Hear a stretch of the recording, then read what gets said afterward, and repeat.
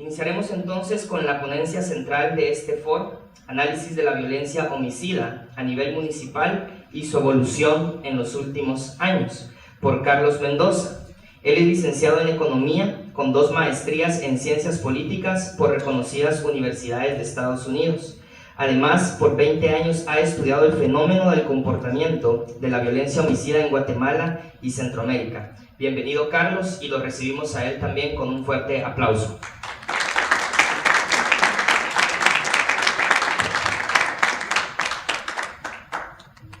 Muchas gracias, muy buenos días. Es un gusto para mí poder compartir con ustedes algunos de los datos más recientes sobre el problema de la violencia homicida en Guatemala. Este mapa que ustedes ven es un mapa elaborado por la Agencia de Naciones Unidas especializada en el crimen y los delitos y las drogas. Es un mapa un tanto desactualizado porque ellos se tardan en recopilar los datos de todos los países, pero es el más reciente de 2013 y lo que ustedes ven ahí son los colores más intensos, representan aquellos países del planeta donde las tasas de homicidio por cada 100,000 habitantes son más altas. Voy a estar hablando constantemente de tasas de homicidio, entonces les explico, aunque tal vez ustedes ya lo saben, que la tasa de homicidio es el indicador clave para poder comparar en el tiempo y el espacio. ¿Y cómo se calcula una tasa de homicidios? Pues se utiliza el número de homicidios registrados, ya sea por la policía o el INASIF o los registros de defunciones del RENAP, dividido el número de población que se proyecta o se estima para determinado territorio que estamos investigando, y esa cifra se multiplica por 100,000 y eso nos permite comparar entre países. ¿Por qué es eso importante? Porque, por ejemplo, Guatemala tiene alrededor de 5,000 homicidios al año. De hecho, el año pasado tuvimos menos de 5,000 según los registros de la PNC. Y si nosotros preguntamos cuántos homicidios hay en Estados Unidos al año, pues Estados Unidos tiene alrededor de 15,000 homicidios. Sería un error decir que Estados Unidos tiene el triple de violencia homicida que Guatemala, solo porque 15,000 es más que 5,000. ¿Por qué? Porque Estados Unidos tiene una población de más de 300 millones de habitantes y Guatemala tiene una población, según el INE, porque no hemos tenido censo en mucho tiempo, de alrededor de 16 millones de habitantes. Entonces, cuando obtenemos la tasa, resulta que Estados Unidos tiene una tasa de alrededor de 5 homicidios por cada 100,000 habitantes. Y Guatemala en los últimos años ha estado alrededor de 30 homicidios por cada 100,000 habitantes. Entonces, en realidad, Guatemala es 6 veces más violenta que Estados Unidos. De hecho, como ustedes pueden ver en el mapa, Guatemala está entre los países más violentos del mundo. Y aquí es importante el contexto regional. Guatemala, como ustedes saben, estamos en América Latina y América Latina es una de las regiones, junto con el África subsahariana, más violentas del planeta. Entonces, el contexto geográfico en el que estamos importa porque hay dinámicas, por ejemplo, del crimen organizado, que pueden estar explicando eso, pero hay otros temas, como el tema de la pobreza, como el tema de la desigualdad, que también podrían estar vinculados con los altos niveles de violencia. Este contexto regional también es importante a nivel de lo que se denomina el Triángulo Norte. ¿Por qué? Porque muchas políticas, por ejemplo, de Estados Unidos hacia Guatemala, El Salvador y Honduras, tienen que ver con esos niveles de violencia. No sé si han escuchado ustedes el famoso Plan de Alianza para la Prosperidad del Triángulo Norte.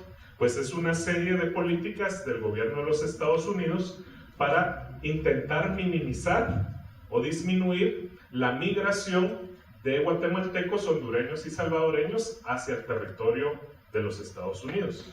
Y a veces ellos ven el Triángulo Norte como una unidad geográfica y piensan o afirman que tenemos los mismos niveles de violencia.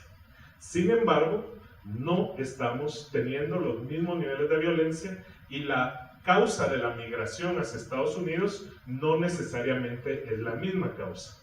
Puede ser que los jóvenes y niños salvadoreños y hondureños están migrando por cuestiones de violencia, pero puede ser que los niños guatemaltecos migran por otras causas, que podría ser búsqueda de oportunidades económicas.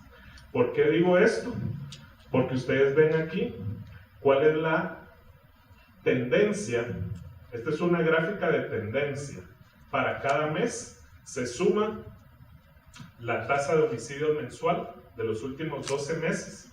Y ustedes ven aquí cómo El Salvador, en este pico, que es febrero del año pasado, El Salvador terminó con una tasa arriba de 115 homicidios por cada 100,000 habitantes. Mientras que Honduras, que viene acá, la María es porque hicieron un ajuste en el denominador, en la población, viene disminuyendo, aunque está ahora alrededor de 60 por 100,000. Y Guatemala, estamos, como les mencionaba, el año pasado terminamos en 27.3 homicidios por cada 100,000 habitantes. Este dato ya está actualizado a febrero de este año para los 3 países. Entonces ustedes ven que ahora El Salvador ya logró bajar bastante, pero sigue alto, alrededor de 67 por 100,000, Honduras 58 por 100,000 y Guatemala 27 por 100,000. Entonces, si bien es cierto, el Triángulo Norte es una de las subregiones más violentas del planeta, hay una gran diferencia, al menos del doble de violencia, más del doble de violencia en nuestros vecinos Honduras y El Salvador.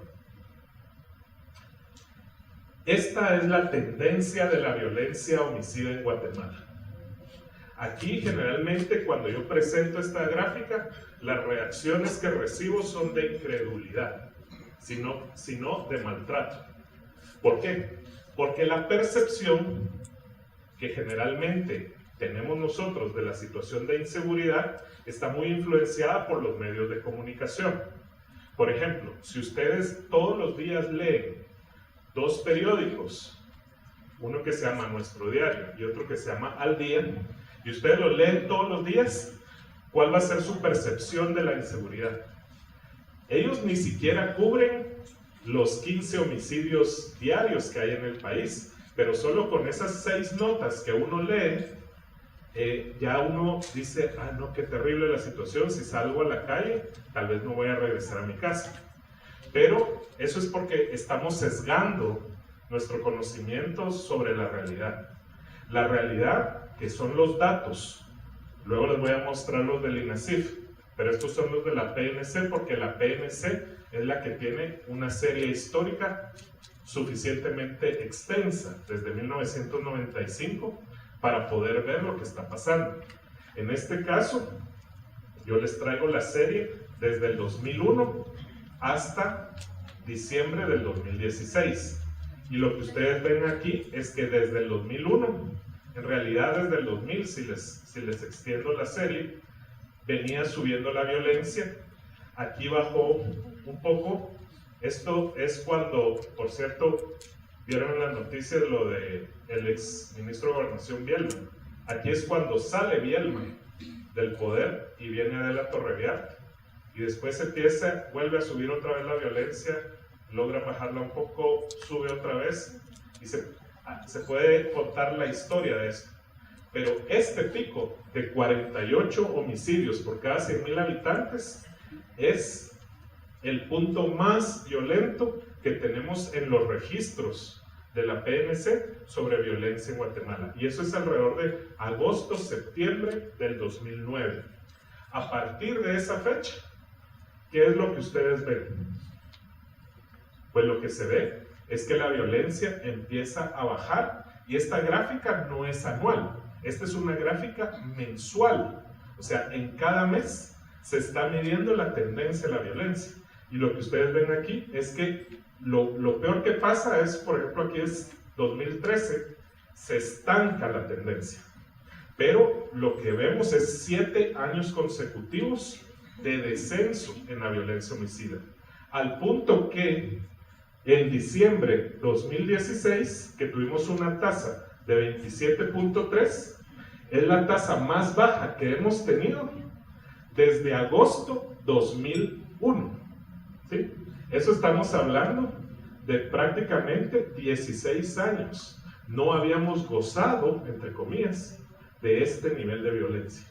¿Sí? Habíamos estado siempre con un nivel de violencia peor de lo que tenemos hoy en los últimos 16 años. Y eso es importante, porque parte de esta campaña de reducción de la violencia que se está lanzando a nivel de toda América Latina es que se reduzca la tasa de homicidios en 50% en los próximos 10 años. Y lo que ustedes ven aquí es que Guatemala, miren, prácticamente bajamos 20 puntos de tasa. Eso es alrededor de 45% de disminución en la violencia homicida en 7 años.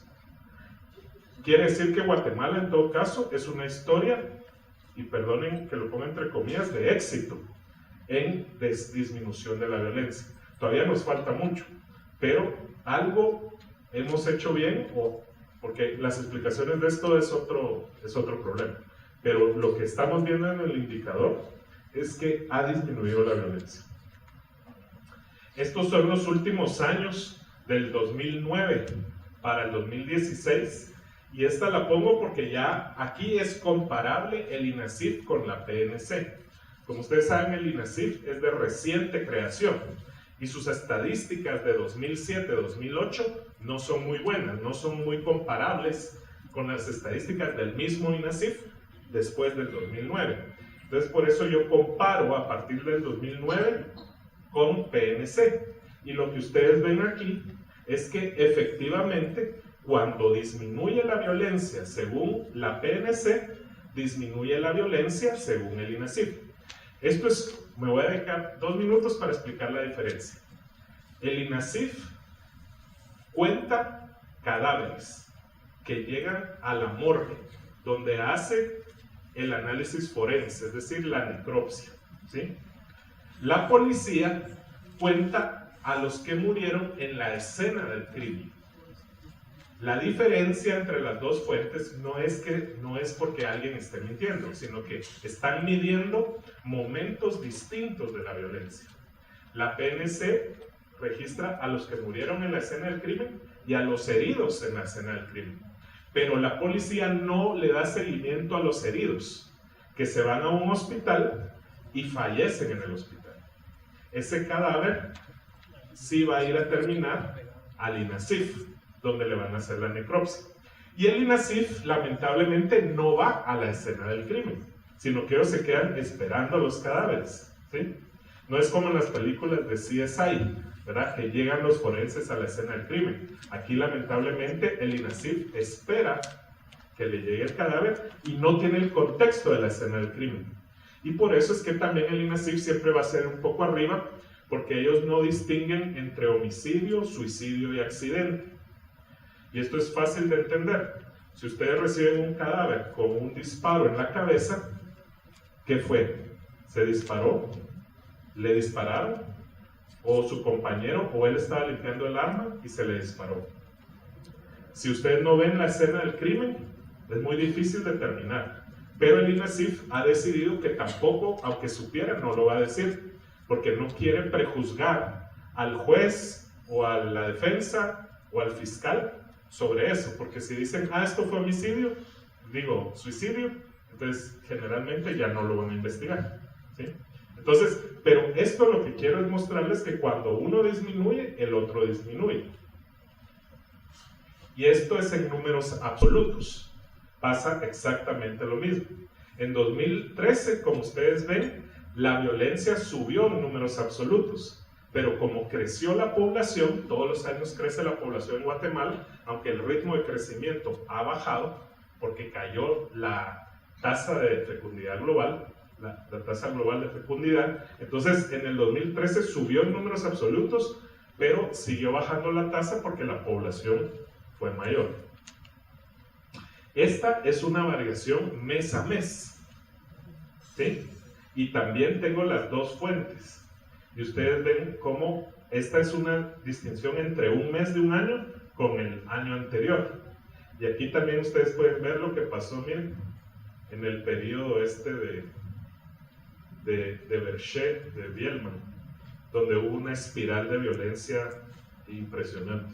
Y estos son los últimos años. En 2013, en la administración anterior, que subió, y miren, piquito del 2015, es a partir de la renuncia de Rosana Valdetti, que ahí hay que ver las hipótesis, ¿verdad? Si el ambiente político se prestó para que hubiese un repunte de violencia justo a partir de mayo del 2015. Eso de las causas lo podemos hablar después, pero es mucho más complicado. Esta es la tendencia que yo le llamo de corto plazo.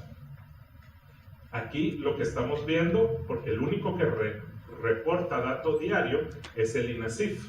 Entonces ustedes pueden entrar a la página del INACIF y bajar todos los días los datos que ellos están publicando. Y lo que ustedes ven, esto es el promedio de 30 días de las necropsias diarias. A mí no me gusta usar el dato diario porque no tomo en cuenta la población, y la población está variando todos los días, está creciendo la población.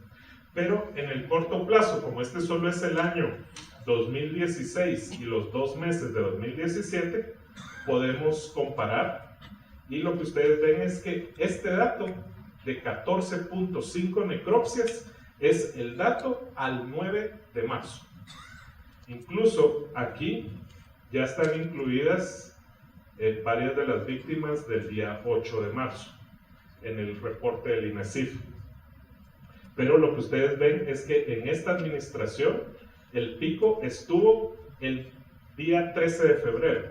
Lamentablemente se me quedó la fecha porque es el día de mi cumpleaños, y ese día fue el pico de violencia en Guatemala en esta administración. Fueron 16 necropsias diarias en los últimos 30 días al 13.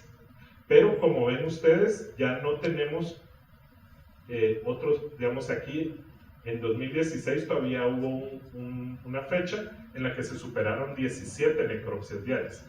Pero en los años violentos, 2009, teníamos arriba de 20 necropsias diarias. ¿Sí? Entonces, ahí ahorita estamos en 14, y sí tuvimos un mínimo que fue a finales del año pasado de 12.6. Esta es la comparación del 2015 con el 2016. Ustedes ven 2016 en azul y ven cómo no es tan... Esto ayuda a ver si hay ciclos de violencia en el año. Este es el dato de 30 días también, de 30 días de tendencia. Entonces, si fuera una cuestión perfectamente estacional, como dicen los economistas, debería casar bastante bien el patrón. Aquí parece que en enero, febrero sí casó bien, pero en 2016 se disparó acá. Y ven que en diciembre, en noviembre y diciembre bajó bastante la violencia el año pasado, y eso compensó los picos, y el año terminó mejor que el año 2015. ¿Cómo vamos en 2017? Esta es la tendencia al 9 de marzo. Y lo que ven es que al principio del año estábamos más bajo, y después en febrero estuvimos arriba del 2016. Por eso es que en las últimas semanas de febrero la percepción es de que la violencia subió. Y sí subió en el corto plazo, pero eso no cambia la tendencia necesariamente del largo plazo, que es la que nos debe, digamos, importar, la de largo plazo. Esta de corto plazo es la que le tiene que importar a la policía, ¿sí? A los que persiguen a los criminales, porque entonces ellos tienen que ver qué pasó aquí, qué hicieron mal, qué dejaron de hacer, o cómo el crimen se adaptó a la política que ellos estaban persiguiendo. Pero en el largo plazo no cambia la tendencia. Esta es la gráfica más importante de todas. Esta es la que se llama la tasa interanual de violencia homicida. En cada mes, se mide cada mes, y lo que ustedes hacen es ver cuál es la tasa anual, es decir, de los 12 meses anteriores. Y aquí están las dos fuentes, ¿sí? Ya expliqué la diferencia entre INASIF y PNC, y lo que ustedes ven aquí, pues es que, aunque están separadas, por lo que ya expliqué, la tendencia es prácticamente idéntica.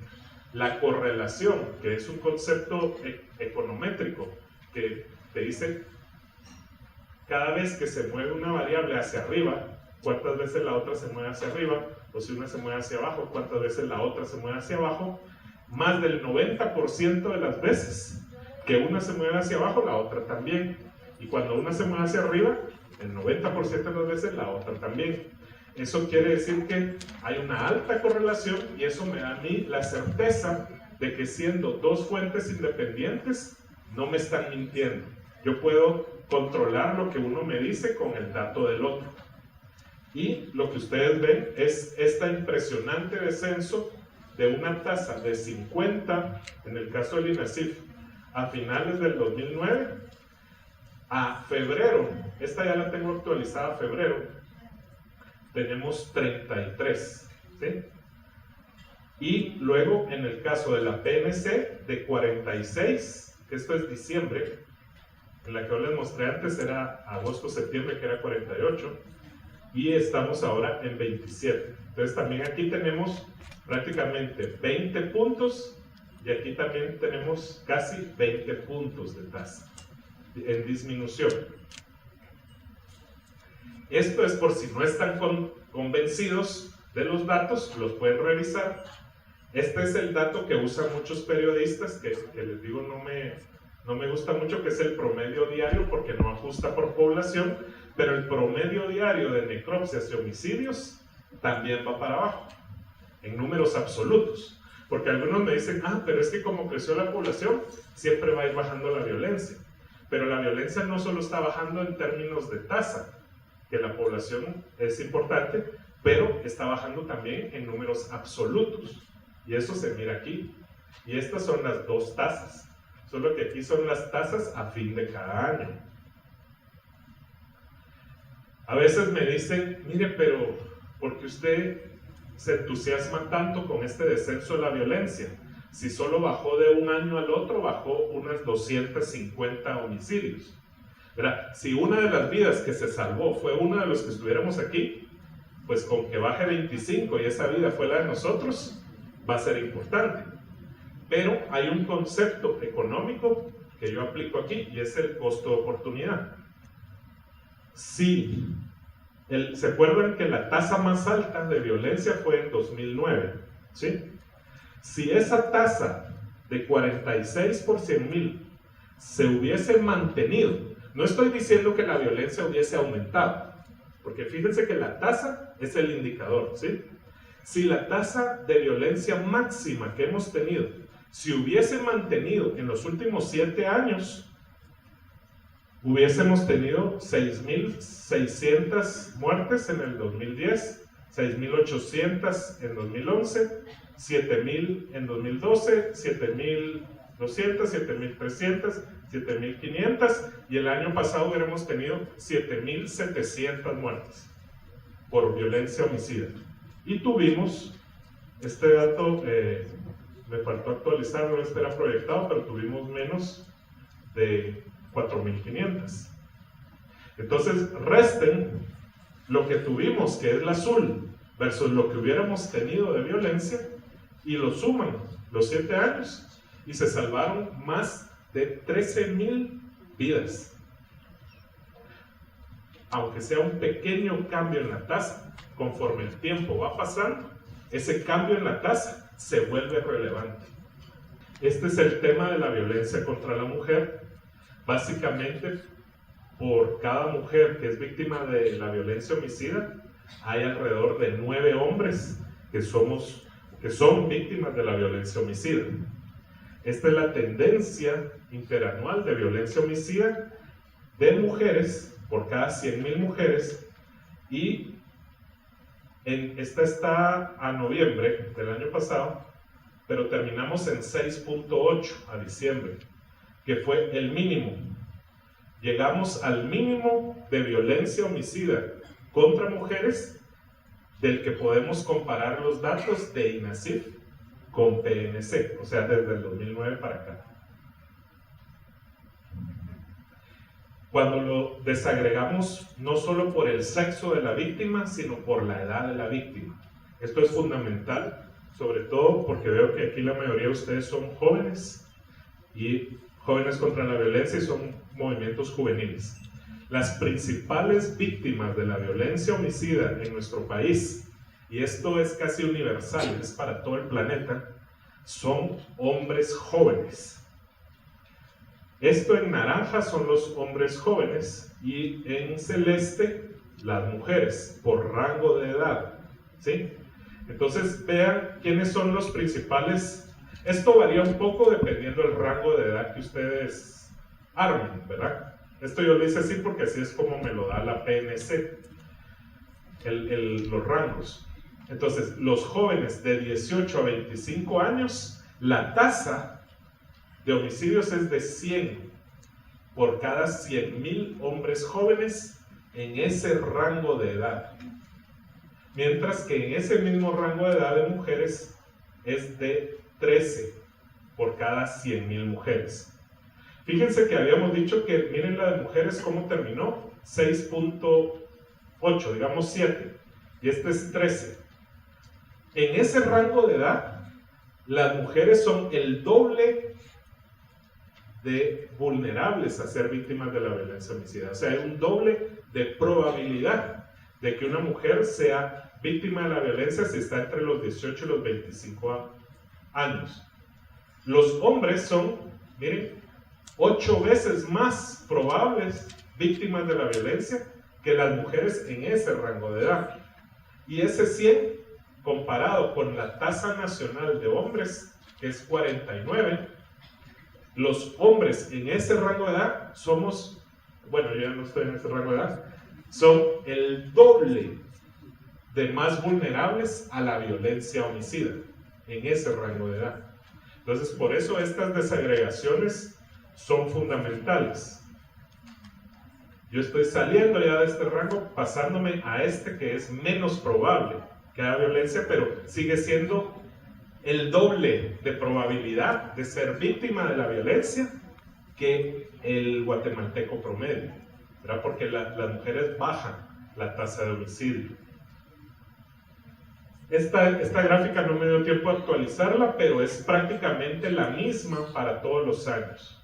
Alrededor de 8 de cada 10 homicidios son cometidos con arma de fuego. Y este es un poco el tema que le interesa mucho a Jóvenes contra la Violencia por la campaña que se va a hacer, y entiendo que muchos de ustedes vienen del interior de la República, de algunos municipios. Entonces voy a dar la mayor parte del tiempo a esta explicación. Este es lo que yo le llamo la geografía de la violencia homicida en Guatemala. Y aquí lo que ustedes tienen son las tasas de homicidio para cada uno de los 340 municipios del país, con los datos al 31 de diciembre del 2016. Datos que proporciona la PNC. Esto no lo podemos hacer con datos del INASIF, aunque se les podría pedir, parece que ahora lo están empezando a registrar, dónde ocurrió la muerte. El INASIF solo reporta dónde se hizo la necropsia, no dónde ocurrió el homicidio. Entonces puede haber ocurrido en un municipio de Huehuetenango, fronterizo con México, pero como ahí no hay oficina del INASIF, no hay una sede pericial, lo trasladan y el registro queda donde se hizo la necropsia. Entonces, PNC sí registra la escena del crimen, el lugar donde ocurrió. Entonces, ¿qué es lo que ustedes ven aquí? En verde son los municipios. Puedo usar, yo a veces uso menos violentos, pero aquí, en el área verde que tiene, no sé si notan, le hice una orilla negra para que se notara más. En estos que son muy verdes, no solo son menos violentos, son municipios pacíficos bajo estándares internacionales. ¿Cuál es el estándar internacional según la OMS-OPS? ¿De qué país o qué región geográfica tiene una epidemia de violencia? Pues si es mayor de un dígito, es decir, una tasa de 10 o más, es violento. Si tiene menos de 10, es pacífico, bajo estándares internacionales. ¿Por qué? Porque la tasa mundial es de un dígito. Cuando vemos a todo el planeta, la tasa de homicidios es de un dígito. Entonces, en Guatemala tenemos todos estos municipios con menos de 8 homicidios por cada 100,000 habitantes en esos municipios. Aquí tal vez algunos de ustedes vienen de esos municipios y saben mejor que yo cuáles son los municipios, pero vean dónde están ubicados. Esto es lo que generalmente se llama el altiplano occidental de Guatemala, y en el norte una parte de Izabal, Alta Verapaz, Baja Verapaz, ¿verdad? Quiché, Huehuetenango, San Marcos, Sololá, Totonicapán, etc. Es decir, los municipios, si ustedes conocen la distribución étnica del país, pueden saber y decir con seguridad que son los municipios donde hay mayoría de población que se autoidentifica como población indígena. Y eso es bien importante para el análisis. Bueno, regresemos, porque el café es donde sí hay violencia. Este café como más degradado es donde hay mucha más violencia. Este es Melchor de Mencos, en Petén, frontera con México y Belice, en Izabal, en Escuintla, toda la frontera, casi toda la frontera oriente con Honduras y El Salvador, y la costa sur, y algunos municipios fronterizos con México, en esta área occidental. Y en el Petén sí está casi toda el área violenta. Pero ahí sí estamos hablando ya de municipios que tienen no solo alrededor de la tasa nacional de 27, sino arriba de 27, que yo le denomino muy violentos. Esto es lo que ocurrió el año pasado. En 17 departamentos bajó la violencia y en 5 departamentos subió la violencia. Y, por ejemplo, Totonicapán, entre nuestras discusiones con jóvenes contra la violencia, a Totonicapán hay que darle un premio internacional, ¿verdad? Porque no solo es el departamento menos violento del país históricamente, sino que además el año pasado fue el que más disminuyó la violencia, ¿sí? Mientras que el Progreso, Sololá, Baja Verapaz, Guatemala y Alta Verapaz, aquí hay que hacer un análisis fino, porque Sololá, Baja Verapaz, sí, Alta Verapaz no, Alta Verapaz se quedó igual, pero Baja Verapaz y Sololá generalmente son violentos, son pacíficos. Pero en el 2016 aumentó la violencia ahí, ¿sí? Y el que más aumentó fue el Progreso. Entonces, al final del año, lo que se hace es que las pérdidas de uno se compensan con las ganancias del otro, y eso nos da el resultado de todo el país. Y el país bajó, porque hubo 17 departamentos donde bajó la violencia, y el país bajó la violencia en 10% prácticamente, y todos estos ayudaron a bajar la violencia. Guatemala, el departamento de Guatemala lamentablemente subió la violencia, y quizá por eso también la gente que vivimos en la ciudad y en el área metropolitana tenemos una percepción de que la cosa no ha mejorado, que ha empeorado, y en parte es porque aquí empeoró la violencia. Estos son los mapas departamentales del 2015 y del 2016.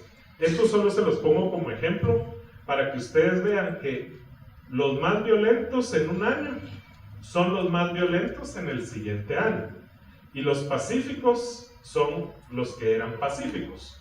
Y este mapa yo lo vengo viendo como dijeron en mi presentación, yo vengo estudiando este tema desde el año 1999. Y en esa época solo contábamos con mapas departamentales que nos proporcionó las estadísticas vitales del INE, que venían mapas desde el 86 a esa época al 95, creo yo, y es el mismo patrón, ¿sí? Entonces, aunque los niveles de violencia suben o bajan a nivel nacional, el patrón de la distribución geográfica de la violencia es prácticamente el mismo. Y por eso viene la siguiente hipótesis. Este es el mapa de autoidentificación étnica. Aquí puse 2011 porque el dato lo saqué de la COVID, pero las encuestas utilizan el dato del censo del 2011, donde se le pregunta a las personas, ¿es usted indígena, sí o no? Entonces es una autoidentificación. Y lo que ustedes ven es que donde las personas se autoidentifican como indígenas es donde menos violencia hay, y donde las personas nos identificamos como no indígenas es donde más violencia hay. Y esto se vuelve relevante en el debate que estamos teniendo, bueno, ahorita parece que se va a bajar, sobre la reforma constitucional, ¿verdad? Y el rol que juega el derecho consuetudinario indígena. Esta es una regresión, un gráfico de la regresión entre departamentos según su nivel de población indígena y su nivel de violencia, medido como una tasa. Entonces lo que ustedes ven aquí es que desde el punto de vista econométrico se puede demostrar con bastante certeza, la correlación es del 80%, que a mayor porcentaje de población indígena, menor nivel de violencia, y a menor porcentaje de población indígena, mayor nivel de violencia. Entonces, esto lo que genera son hipótesis, por ejemplo, de tipo cultural. Entonces, puede haber factores culturales, valores, instituciones informales, o puede estar correlacionado con factores de ausencia del Estado, pobreza, igualdad o desigualdad. Este es el mismo análisis, solo que con los 340 municipios. Y otra vez ven que estos son los municipios ladinos y estos son los municipios indígenas. Hay algunos aquí en medio y se comportan como la curva lo refleja, ¿sí? Entonces hay una variable étnico-cultural ahí que está diciéndonos algo y que no la hemos estudiado suficientemente. Entonces, ese es el análisis. La pregunta que siempre me hacen después de esto es, ¿pero cuáles son las causas de esta distribución geográfica y cuáles son las causas de la tendencia, ¿verdad? De esta tendencia? Y yo, pues honestamente, tengo que responder de que no sé. No sé porque no hay nadie que esté midiendo las variables explicativas, lo que se llaman las variables independientes, que nos explican el comportamiento en la variable observada, es decir, la variable dependiente. Nadie está midiendo, por ejemplo, si fluctuaciones en niveles de pobreza están causando esto, si fluctuaciones en otra variable estructural como sería la desigualdad. Yo he hecho algunas regresiones, pero las medidas de desigualdad pues son como fotografías en un momento, ¿verdad? No las podemos seguir a lo largo del tiempo, y sí parece confirmarse que en los lugares donde hay más desigualdad en Guatemala hay más violencia, y en los lugares donde hay menos desigualdad o es más equitativo hay menos violencia. Y eso pasa en el área indígena, donde hay altos niveles de pobreza, pero por decirlo así, son todos igualmente pobres, ¿sí? Hay otras variables que se estudian, por ejemplo, la de nivel de población urbana y rural, pero esa no sale muy significativa. Y uno puede hacer varios análisis econométricos, pero esa no es la mejor forma de analizar el fenómeno de la violencia. Necesitamos, por ejemplo, datos de los victimarios. Tenemos datos de las víctimas. Aquí ustedes ven, por lo menos tenemos si la víctima, la edad, el sexo, el lugar donde ocurrió. Las estadísticas de la policía no son muy buenas sobre el móvil del crimen. Solo 45% de los homicidios tienen una hipótesis del móvil, pero sí les puedo decir que descarto el tema del narcotráfico, por ejemplo, que sí lo he estudiado más a profundidad. El narcotráfico no parece explicar gran parte de esta tendencia. Uno lo puede ver en algunos momentos muy específicos. Aquí, por ejemplo, esta subida de acá sí podría estar, no el nivel, o sea, no de cero para acá, pero este pedazo de acá sí podría estar explicado, porque en ese momento recordarán ustedes que los Zetas estuvieron tratando de tomar plazas en el país, sobre todo en la Verapaz y en Petén. Entonces hubo crímenes relacionados con el narcotráfico donde los Zetas tuvieron algo que ver peleándose con las organizaciones de transportistas locales de la droga. Pero eso explicará una parte de este pico, pero no puede explicar toda la violencia, ¿sí? Y cuando ustedes ven el mapa, pues ahí también hay otras hipótesis que se pueden hacer. Aquí pueden haber otras hipótesis, pero por ejemplo, la de la frontera con México, se cumple aquí, se cumple en este punto de paso acá y acá, pero no se cumple acá, ¿verdad? Y yo hice un análisis con todos los municipios fronterizos, y donde sale que ser municipio fronterizo importa es si es frontera con Honduras y El Salvador, no tanto si es frontera con México. Y no les traje el mapa de Centroamérica, pero cuando ustedes ven todo el Triángulo Norte por municipios, la violencia aquí en Honduras y en El Salvador es muy similar al del Oriente. Por eso hay una hipótesis que se habla de la cultura del honor, que yo lo tomé prestada de una explicación de Estados Unidos, porque el sur de Estados Unidos es sistemáticamente, históricamente, más violento que el norte de Estados Unidos. Entonces se habla que en el sur de Estados Unidos los que colonizaron esa área eran europeos que se dedicaban a la ganadería, y en esa época no había presencia del Estado, y en esa época ellos tenían que defenderse literalmente por sus propias pistolas, porque si no se defendían de los cuatreros, entonces cualquiera podía abusar de ellos, de su propiedad, de su familia, de su integridad. Entonces se creó una cultura del honor donde al más mínima ofensa a la persona tiene que reaccionar con violencia desproporcionada para no dar señales de debilidad, ¿sí?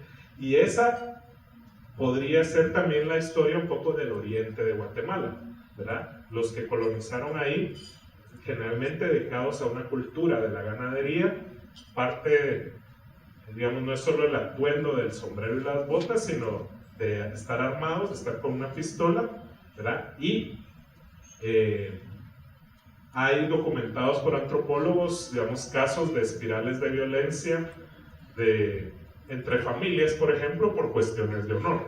Entonces, es un caso que tampoco se ha estudiado suficiente, mientras que en el área indígena, no es que el área indígena no tenga conflictos, hay conflictos, pero hay mecanismos alternativos de resolución de conflictos que no terminan en un desenlace fatal, ¿verdad? Y la herramienta de trabajo es el machete, y aunque usted esté borracho y se pelea con alguien a machetazos, no necesariamente es esa herramienta de trabajo que se vuelve un arma, no es tan letal como que si yo me emborracho y saco la pistola y le pego un tiro, lo más seguro es que voy a matar al otro. Entonces, hay cuestiones ahí que están por investigar. Es un área que necesitamos las ciencias sociales avanzar más, pero por lo menos hemos avanzado en el conocimiento de la variable dependiente. La variable que estamos observando, que es la tasa de homicidios, ya la entendemos mejor su patrón geográfico y entendemos su movimiento a lo largo del tiempo. Lo que no sabemos, lamentablemente, es explicar por qué se mueve así o por qué se dan esos patrones. Muchas gracias.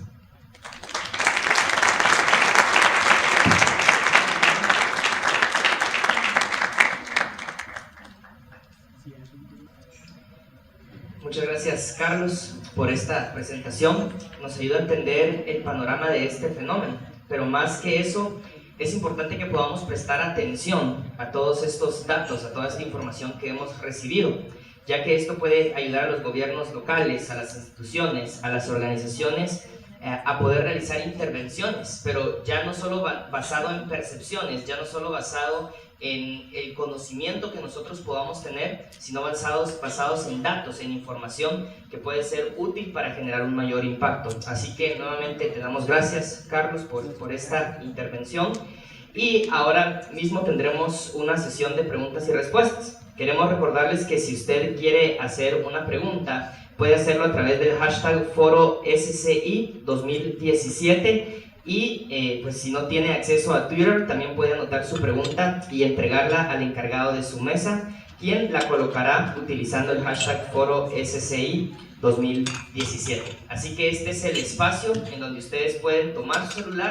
pueden escribir sus preguntas recordando el hashtag Foro SCI 2017 y nosotros estaremos seleccionando algunas y estaremos presentándolas para que puedan darle respuesta. Vuelvo a recordar, si usted no tiene acceso a Twitter, no tiene redes sociales, puede hacerlo también en un papelito, entregarla al encargado de su mesa, él nos la hace llegar a nosotros y estaremos dando respuestas a algunas de esas preguntas. Así que este es el momento y vamos a tomar un par de minutos en lo que nos hacen llegar sus preguntas. Ok, vamos a leer una de las primeras preguntas. Esta fue realizada por Leslie Torres y dice así: ¿cómo define violencia? Expuso solo sobre fallecidos. ¿Qué sucede con robos, extorsiones, secuestros y violaciones? Gracias por la pregunta. Esta es una pregunta importante y es una pregunta común en este tipo de análisis. Yo me he dedicado y me he limitado a estudiar la violencia homicida por dos razones básicas. Una, por una razón práctica, ¿verdad? Que prácticamente yo solito no puedo seguir todos los fenómenos de violencia. Hay violencia intrafamiliar, como ustedes saben, está este tema de los delitos contra la propiedad o el tema de secuestros, etc. Una persona solita no puede seguir todos esos fenómenos criminales. Pero ¿por qué yo me decidí limitarme al tema de la violencia homicida? Porque la violencia homicida, por medio de la tasa de homicidios, es el indicador universal de violencia en general de una sociedad. No es el único, pero es el que nos permite comparar entre países y en el tiempo de una mejor forma, porque el subregistro es el menor. Puede ser que, como ha pasado recientemente en el caso salvadoreño, que se han descubierto fosas comunes, o como ha pasado en el caso mexicano también recientemente, en el caso de Guatemala no se han detectado fosas comunes en el periodo posguerra, pero generalmente para los demás delitos ustedes dependen de la denuncia o de encuestas de victimización que no se hacen. Hasta este año posiblemente vamos a tener una encuesta de victimización nacional. Con la encuesta de victimización nacional se puede determinar lo que se llama el subregistro entre lo que las personas denunciaron y lo que dicen haber sido víctimas. Y eso no lo sabemos en Guatemala. Entonces, muchos de estos delitos que me preguntan, por ejemplo, si a ustedes les roban un celular, ¿cuál es el incentivo de ir al MP a denunciar ese robo? Si se lo piden en la empresa telefónica para mantenerle el número, sí lo van a hacer. Pero si tal vez era un frijolito que no les importa mucho, van y compran otro y no lo van a denunciar, ¿sí? En la encuesta de victimización sí podría salir que les pregunte, ¿fue víctima usted de robo en los últimos 12 meses? Y ustedes digan, sí, ¿verdad? Hace 6 meses me robaron el celular, pero no necesariamente lo van a ir a denunciar. Y así para otros muchos delitos, incluso muchos delitos graves, como son temas de violación sexual, ¿verdad? A veces la misma víctima, porque no se siente seguro, porque fue un familiar, porque su integridad se pone en peligro, no va y lo denuncia. Entonces, la violencia homicida es la que más cercana está al número real. No quiere decir que sea 100% real, pero, y esto suena muy insensible, pero o sea, hay un cadáver ahí que se cuenta, ¿verdad? Y ese cadáver es una estadística, es un registro. Y es muy difícil esconder un cadáver, aunque sí hay casos que se sabe, pero es mínimo. Entonces, por eso yo me concentro en ese fenómeno. Muchas gracias, Carlos. Vamos a leer una pregunta más, y esta fue realizada por Mariana Obregón. Dice: ¿qué proyección se posee de la disminución de la violencia? ¿Continuará a la baja? Yo considero que sí, que estamos ante una tendencia de 7 años. No es una tendencia que cambió de un mes al otro y que se ha visto que es volátil y que entonces no sabemos qué esperar el próximo mes. Lo que yo espero es que esa violencia siga a la baja, con algunos altibajos en el corto plazo. Esos alti en el corto plazo se ven en la gráfica de largo plazo como un estancamiento de la violencia. Es decir, 2013, por ejemplo, cuando sí hubo aumentos de violencia en 2013 o en 2015, pero el del 2013, lo que ustedes lo ven en la gráfica de largo plazo es que se estancó, no cambió para arriba, nunca, en ningún momento. Entonces, yo veo que hay una tendencia, pero por eso es importante entender por qué está esa tendencia. O sea, si fue algo que hizo el Estado, algo de la política pública de seguridad ciudadana que se mantiene, entonces se va a poder garantizar. La principal hipótesis de los que estudian este tema, del lado de seguridad y justicia, es que esta tendencia a la baja se viene dando desde que la Policía Nacional Civil se empezó a articular y coordinar mejor con el Ministerio Público y cambiaron su enfoque de persecución criminal. Y entonces ya no se fijaron en casos individuales. Mataron a una persona allá, mataron a otra allá, y los investigaban aisladamente, sino que empezaron a investigar cómo ese crimen se vinculaba con el otro, y se dieron cuenta que había estructuras criminales detrás de eso, y entonces fueron detrás de esas estructuras criminales, y a muchas las han sacado de circulación. Y eso a la vez manda un mensaje, porque sí bajó la impunidad en Guatemala. La impunidad estaba en alrededor del 98% en los casos de homicidios. O sea que solo 2 casos de 100 se estaban resolviendo en los juzgados con una condena en contra del culpable. Y en la medición que hicimos para CICIG y MP, vimos que la impunidad bajó de 98 a 88 en el tema de violencia homicida. Es decir, que de 100 casos, ahora hay 12 casos que se resuelven. Y eso manda una señal a los criminales que si es que ellos utilizan un marco racional para delinquir, las probabilidades de ser capturados y condenados por ese delito aumentaron. Entonces ellos tienen que pensarlo más, por así decirlo. Muchísimas gracias, Carlos, y gracias a ustedes también que han estado generando contenido a través de Twitter, haciendo preguntas. Esperamos que quizás en algún momento que tengamos con Carlos fuera de este tiempo, usted pueda acercarse a él y hacerle alguna otra pregunta que usted tenga. Y antes de pasar al siguiente bloque, queremos agradecerte, Carlos, por tu participación. Creo que son datos muy interesantes, datos que debemos conocer para poder entender mejor cómo funciona esta problemática. Y no queremos pasar este espacio sin agradecerle a Carlos y entregarle un reconocimiento, no solamente por su participación en este lugar, sino también por la labor que él hace, todo este tema de investigación y generación de data, que al final viene a aportar al conocimiento que nosotros podemos adquirir. Así que vamos a darle un fuerte aplauso, Carlos, si me acompañas acá adelante, y vamos a entregarle su reconocimiento. Muchas gracias.